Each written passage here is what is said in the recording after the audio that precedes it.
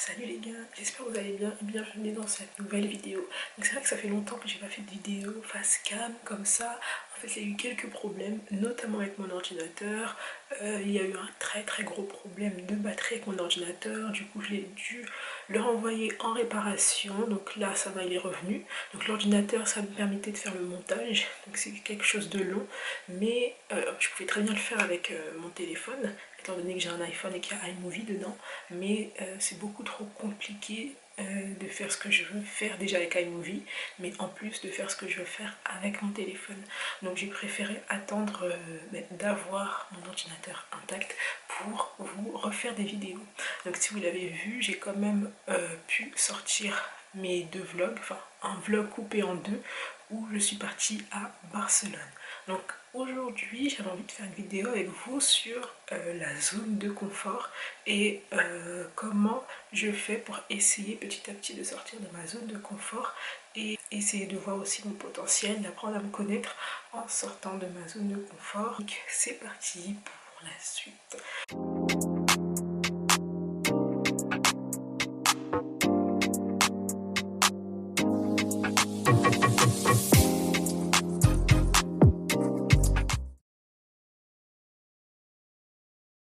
Donc désolée pour les reflets dans les lunettes, il y a énormément de soleil aujourd'hui, on est dimanche. Donc là je suis partie voter, j'espère que vous l'avez fait aussi, parce que c'est très important, on s'est battu, notamment les femmes sont battues pour avoir le droit de vote. Donc c'est important quand même aussi, j'avoue que les candidats, c'est pas fou quoi. Voilà. En tout cas, bref, là on s'éloigne un peu du sujet. Donc aujourd'hui j'ai envie de parler de la zone de confort et comment je fais petit à petit pour sortir de ma zone de confort. Donc la première chose à faire, c'est de constater quelle est notre zone de confort. C'est-à-dire que quand je suis dans telle ou telle situation, mais là je suis dans ma zone de confort. Quand je me comporte de telle ou telle manière, je suis dans ma zone de confort. C'est important d'identifier quelle est notre zone de confort pour pouvoir ensuite la combattre entre guillemets et essayer de passer outre cette barrière là, cette limite là qui est une habitude, qui est devenue une habitude. Être dans notre zone de confort, c'est vraiment une habitude, c'est vraiment notre routine et le but c'est de casser cette routine là, casser cette zone de confort, casser cette barrière là. Ça permet également d'atteindre ses objectifs entre guillemets personnels, professionnels, amoureuses, comme vous voulez, mais ça permet également d'atteindre ses objectifs à petite échelle. Voilà pour ma part. Alors il faut savoir que moi je suis déjà une personne assez introvertie, casanière, qui parle pas forcément beaucoup, qui aime pas trop être avec trop de personnes autour d'elle, qui aime bien rester dans sa chambre. Voilà, c'est le but d'être casanière. Et ça c'est tout moi. Donc ça c'est vraiment ma zone de confort. J'ai pas mal d'idées en tête, de choses que j'aurais aimé faire mais que je n'ai jamais osé faire parce que j'ai commencé à avoir des avis négatifs, j'ai commencé à me dévaloriser, à me sous-estimer, à me saboter toute seule en ayant tellement des croyances limitantes, le fait de me dire que je ne peux pas faire telle ou telle chose, que je suis incapable de faire telle ou telle chose, me freinait énormément. Et c'était également une excuse pour moi de rester dans ma zone de confort. C'était une excuse pour ne pas sortir de ma zone de confort, ne pas finalement évoluer et ne pas également atteindre mes propres objectifs et répondre à mes désirs, mes vrais désirs, mes vrais besoins et pas ceux qu'on voit partout sur internet. Alors, pour casser ma routine de casanière, parce qu'en soi il n'y a rien de mal d'être casanier, mais c'est vrai que là j'ai 22 ans actuellement et rester comme ça très souvent à la maison, je trouve pas ça bien. Il faut profiter pour moi de la vie. Profiter, ça veut pas forcément dire faire le tour des bars, faire le tour des boîtes de nuit. Enfin, ça dépend de ta définition que tu as. Moi j'ai ma propre définition de profiter de la vie et c'est vrai que en me posant les bonnes questions, en me recentrant sur moi, etc., en réfléchissant, je me suis rendu compte que pour moi, profiter de la vie, c'était pas rester dans ma chambre, c'était surtout profiter du monde extérieur, voyager, tester des restaurants, rencontrer de nouvelles personnes, découvrir de nouvelles choses, etc. Me cultiver, pour moi c'est ça, enfin me cultiver pardon, pour moi c'est ça, profiter de ma jeunesse et de ma vie. Donc ce que j'ai fait, c'est que petit à petit j'ai essayé de me dire oui Victoria, aujourd'hui tu vas faire ci, ça, enfin pas aujourd'hui mais dans la semaine tu vas essayer de faire ci, ça. Donc si tu arrives à faire ça, tant mieux, si tu n'arrives pas, tu vas essayer de le reporter à la semaine prochaine. Après il faut savoir que je procrastine beaucoup, donc ça c'est vraiment un problème et c'est également ma zone de confort, le fait de procrastiner, toujours tout mettre au lendemain pour rien, sans savoir pourquoi, par flemme, alors que en soi je fais pas grand chose en fait. Je peux très bien faire les activités que j'avais prévues, les tâches que j'avais prévues, mais comme je me dis oh je peux reporter ça à demain, bon ben voilà, c'est une belle excuse, c'est également une manière de ne pas sortir de ma zone de confort et du coup ben, de ne pas avancer, de ne pas évoluer et de ne pas atteindre mes objectifs, que ce soit des petits ou grands objectifs. Du coup, là depuis que j'ai, vers la fin de mes 21 ans jusqu'à présent, j'ai quand même fait 2-3 choses qui m'ont permis de sortir un peu de ma zone de confort. J'essaye également à côté de trouver des tâches, des activités que je pourrais faire qui vont me permettre de sortir de ma zone de confort. La première chose que j'ai faite, très important avant que je vous dise quoi faire, ça peut paraître, ce que je vais dire, ça peut paraître ridicule pour certaines personnes parce qu'ils vont se dire oh mais moi j'ai l'habitude de faire ci, j'ai l'habitude de faire ça, c'est normal. Chacun a ses propres habitudes, chacun a sa définition de sa zone de confort, chacun définit les actions qu'il va mettre en place pour sortir de sa zone de confort. Il n'y a pas de jugement ou quoi que ce soit. Voilà. Donc moi la première chose que j'ai faite juste avant mon anniversaire en plus, c'était le 31 décembre et je suis partie à la Tour Eiffel au premier étage. Donc j'ai toujours voulu aller à la Tour Eiffel.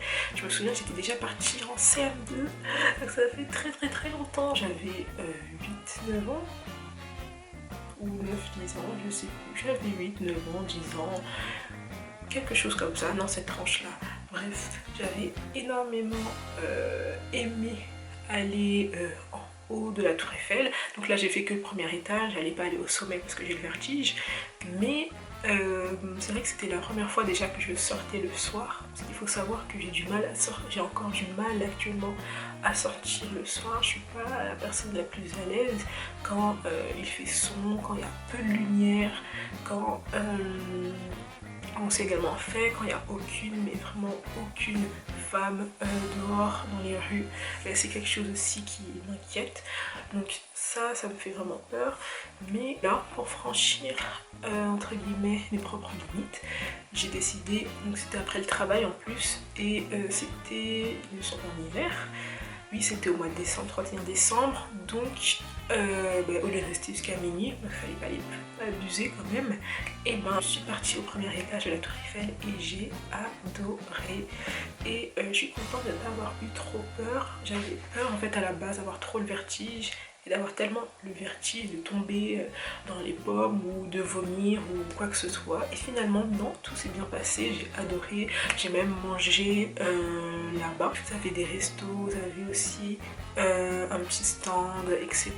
dans la Tour Eiffel, et moi j'avais beaucoup aimé, j'avais pris pas mal de photos d'ailleurs, de vidéos, etc.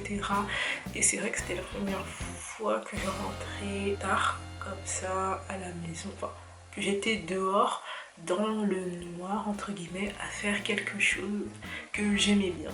Et voilà, donc ça m'a permis en tout cas de sortir de ma zone de confort. Ensuite, l'une des plus grandes choses qui m'a permis de me motiver à sortir de ma zone de confort, c'est mon tout premier voyage solitaire à Barcelone. Donc vous pouvez retrouver le vlog dans ma chaîne YouTube. D'ailleurs le vlog est divisé en deux pour pas que ce soit trop long. Et je vous mettrai ça dans le petit i ici ou là, je ne sais pas. Mais ça a été vraiment le déclenchement, le déclencheur, je sais pas comment appeler ça, mais ça a été vraiment le déclencheur. Il faut savoir que depuis les Cheetah Girls, donc les Cheetah Girls c'est un film de Disney Channel que j'ai adoré, que j'ai vraiment adoré quand j'étais petite, avec 3 filles, et dans les Cheetah Girls 2 elles partent à Barcelone, et depuis ce jour là, depuis que j'ai regardé ce film là, j'ai toujours voulu aller à Barcelone. C'était vraiment un de mes rêves, sachant qu'il y avait énormément de personnes qui étaient déjà parties à Barcelone, etc. Et moi j'étais là, ouh. Et il faut savoir aussi que je voyage pas. En fait mon dernier voyage remontait à 2011, donc ça faisait très longtemps. Donc avant Barcelone d'ailleurs, j'ai commencé à visiter, à faire des petites visites d'un jour en France. Donc ça je vous ai montré. Donc je suis partie à Lille un jour que j'ai bien aimé. Je suis partie également à Bordeaux que j'avais bien aimé, mais c'était un jour. Et je vous ai fait un vlog d'ailleurs pour Lille et pour Bordeaux. Et je suis partie, en ce qui concerne l'Europe, en Belgique. Et je vous avais fait également un vlog. Donc là ça me permettait de sortir de ma zone de confort, mais c'était pas suffisant pour moi. Je devais au moins dormir quelque part, vraiment dans une ville inconnue, dans un pays inconnu. Et rien de mieux que l'Europe, surtout quand on est une femme, quand on n'a pas trop envie de partir loin, quand c'est notre premier voyage, quand on est jeune. Le mieux c'est de rester en Europe. Et c'est ce que j'ai fait, j'ai choisi Barcelone et j'ai pas regretté du tout. Donc j'ai tout fait sur la minute, etc. De toute façon je vais vous dire les détails, enfin je vous ai dit pardon les détails dans le vlog, donc n'hésitez pas à aller regarder le vlog. Et voilà, donc le voyage solitaire à Barcelone, ça a été vraiment la révélation. Me rendre compte pardon que je pouvais me débrouiller toute seule dans une ville inconnue. Alors même s'il n'y avait pas trop de français, enfin j'ai dû rencontrer 2 français, mais sinon ils ne parlent pas français du tout là-bas, c'est soit l'espagnol soit l'anglais. Donc ça m'a permis d'améliorer mon anglais et mon espagnol en même temps. Donc ça j'aurais jamais cru à ça. Ça s'est super bien passé, les Espagnols ils sont très sympas, très chaleureux, etc.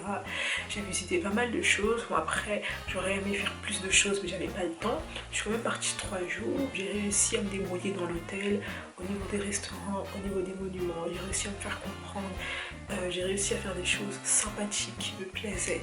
Quand je suis rentrée j'étais pas à découvert, donc j'ai su bien gérer mon argent, bien gérer mon budget voyage.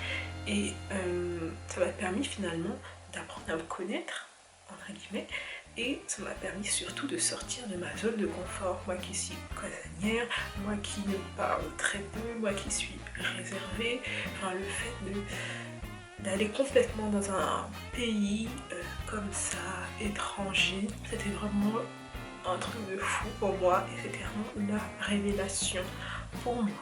Qu'est-ce que j'ai fait il n'y a pas très longtemps? Je suis partie à la piscine. Il faut savoir que, bon, je l'avoue, je ne sais pas nager, c'est la honte à 22 ans quand même. Pourquoi aller à la piscine? C'est pas forcément aller dans la piscine même qui me dérangeait moi, c'était surtout me mettre en maillot de bain. Ça, me mettre en maillot de bain, c'était pour moi hors de question. J'ai un peu confiance en moi, mais pas totalement confiance en moi. D'ailleurs, je me demande qui a totalement à 100% confiance en lui-même. Il y a des jours où on a plus confiance, d'autres jours où on a moins confiance en nous, et c'est ok. Mais c'est vrai que là, pour le coup, me mettre en maillot de bain, me mettre en short, pour moi, c'est no way. Je ne pouvais pas du tout faire ça. Et ce que j'ai décidé de faire, c'est d'aller dans une piscine, donc un peu pas celle à côté de chez moi, parce que je voulais pas croiser, je voulais pas croiser des personnes que je connaissais, bien évidemment. Donc je suis partie dans une piscine dans une autre ville. Bon, pas trop loin de chez moi, ça va, il n'y avait pas 1 heure de route non plus, mais en tout cas c'était pas vers chez moi, et tant mieux. Et bon, je suis partie dans le petit bassin, les bassins avec les enfants et tout, etc. Et je suis restée 1 heure dans l'eau, etc. Et ce que j'ai aimé, c'est de voir qu'il y avait des corps différents, etc. à la piscine. En fait, j'étais tellement matrixée dans ma tête. Je me disais tellement que oui, on allait me juger, qu'on allait dire ci, qu'on allait dire ça, qu'on allait être méchant et tout, etc. Que je me suis enfermée dans cette bulle-là et je n'ai jamais osé prendre les devants sur ma peur et aller à la piscine tout simplement, prendre des cours de natation tout simplement. C'est d'ailleurs l'une des raisons pour lesquelles je n'ai jamais pris de cours de natation quand j'avais les moyens tout simplement. Donc là j'ai les moyens et en plus de ça je suis capable d'aller enfin à la piscine, de me mettre en maillot de bain et ça c'est quelque chose de fou et c'est quelque chose qui m'impressionne beaucoup. Je m'impressionne, c'est bizarre de dire ça, mais je vous invite vraiment à trouver des petites actions comme ça pour sortir de votre zone de confort. Vous allez voir, ça va également enrichir votre confiance en vous et c'est ce que ça m'a permis de faire également, le voyage à Barcelone, même les petits voyages d'un jour autour de la France et en Belgique, etc. Aller à la piscine comme ça, ça m'a permis en tout cas de renforcer la confiance que j'avais en moi, de me dire ah Victoria, tu es capable de faire ci, ça, donc tu peux aller loin entre guillemets, tu peux affronter tes peurs, tu peux faire des choses, tu es capable de faire des choses, etc. La confiance en soi, c'est pas uniquement adopter son style vestimentaire, porter du maquillage, assumer son style vestimentaire simplement, c'est également dans la tête, son mental, si on arrive à atteindre nos propres objectifs et pas les objectifs qu'on voit un peu partout sur les réseaux sociaux, devenir entrepreneur, je sais pas quoi, être propriétaire à 25 ans de son propre appartement, etc. Enfin, si c'est pas votre objectif, ce n'est pas votre objectif, point final. La confiance en soi, c'est vraiment dans la tête, surtout c'est vraiment dans la tête, votre mental, comment vous fonctionnez, comment vous voyez les choses, quelle est votre mentalité, vos croyances, etc. Et comment vous réussissez à répondre à vos besoins et désirs, comment vous réussissez à atteindre vos propres objectifs personnels, etc. Et pour moi, c'est ça la confiance en moi. Et ces petites actions-là m'ont permis, en tout cas, d'enrichir entre guillemets ma confiance en moi et d'améliorer surtout mon mental avec le voyage et tout, etc. Ça m'a permis de sortir de ma zone de confort. Le fait aussi de créer ma chaîne YouTube, il faut savoir que je suis sur YouTube depuis plus de 2014, donc j'adore YouTube. YouTube c'est un de mes réseaux sociaux favoris. Depuis quelques années que je rêvais de lancer ma propre chaîne YouTube, mais je n'avais jamais osé le faire. Et là je l'ai fait et je suis extrêmement contente. Après c'est vrai que je suis pas la plus active, que mes vidéos c'est pas les plus travaillées. Après c'est un peu compliqué avec iMovie, mais c'est vrai que les vidéos c'est pas les plus travaillées, c'est pas les vidéos les plus travaillées qu'on ait vues sur YouTube. Je suis pas la meilleure youtubeuse, je fais pas énormément de vues, etc. Mais au moins je suis fière de moi d'avoir réussi à sortir de ma zone de confort. Et pour une personne qui n'aime pas parler, le fait de parler d'abord devant son téléphone et ensuite d'investir dans une caméra, pour parler devant une caméra, c'est complètement ouf. Et en tout cas, ma chaîne YouTube m'a permis d'améliorer également ma communication, d'être beaucoup plus à l'aise, notamment quand je fais des entretiens avec le travail, quand je parle avec les autres, je suis beaucoup plus à l'aise, etc. D'ailleurs, concernant ma communication, je suis de plus en plus à l'aise avec les autres et ça, c'est quelque chose de fou. Et là, je vois vraiment à quel point j'ai réussi à sortir petit à petit. Je réussis petit à petit à sortir de ma zone de confort. J'arrive de plus en plus à rigoler avec les autres, à aller vers eux. J'essaye de moins en moins d'être seule et j'essaye vraiment de faire l'effort d'aller vers les autres. Voilà. Après, le but c'est pas de trop se forcer. Si j'ai envie de rester seule, je reste seule. Voilà. Je n'oublie pas ma personnalité qui est l'introversion et me ressourcer Enfin, comment je me ressource? Je me ressource en étant seule, en faisant des activités seule. C'est comme ça que je me ressource uniquement. C'est pas en étant avec les autres. Mais c'est pas parce que je suis introvertie que je ne peux pas parler à des personnes. Voilà. Donc c'est pourquoi je fais vraiment des efforts et ça m'aide beaucoup. C'était une courte vidéo sur comment sortir entre guillemets de sa zone de confort. Donc si vous devez retenir 2-3 points, ça va être d'identifier votre zone de confort, votre propre zone de confort. Comment êtes-vous face à telle ou telle situation? Quel comportement adoptez-vous régulièrement depuis X années, depuis X mois, depuis X semaines, etc. Quelles sont vos pensées à ce moment-là? Quelles sont vos croyances limitantes? Quel objectif personnel et uniquement personnel voulez-vous atteindre? Quels sont vos désirs? Quels sont vos souhaits, etc. Donc ça c'est très important et ça c'est le deuxième point. Et troisième point, quelle action pouvez-vous mettre en place? Donc ça peut être des petites actions, bien évidemment. Faut pas gravir quand même les échelons, faut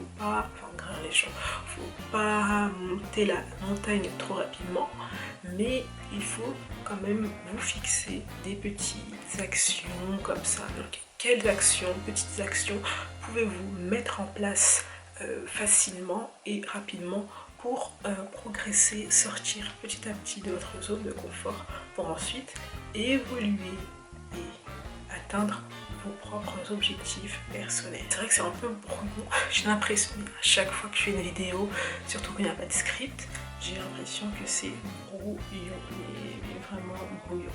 D'ailleurs, genre toute la vidéo, j'ai oublié de regarder la caméra, j'ai l'impression. En fait, j'ai le retour écran et je regarde le retour écran et pas la caméra. Du coup, j'ai peur que dans la vidéo, mes yeux soient plus en l'air que en face à face avec la caméra. Mince, enfin bref, en tout cas c'est tout pour moi. J'espère que vous avez aimé la vidéo. N'hésitez pas à partager, liker, commenter et n'hésitez pas à me dire également quelle est votre zone de confort, vos objectifs, vos souhaits, etc. Et quelles actions avez-vous pensé ou avez-vous mis en place pour sortir petit à petit de votre zone de confort, de vos propres obstacles, tout simplement. Donc voilà, j'ai un compte Insta, n'hésitez pas à aller là-bas, à aller regarder et c'est tout pour moi. En tout cas, je laisse avec l'outro.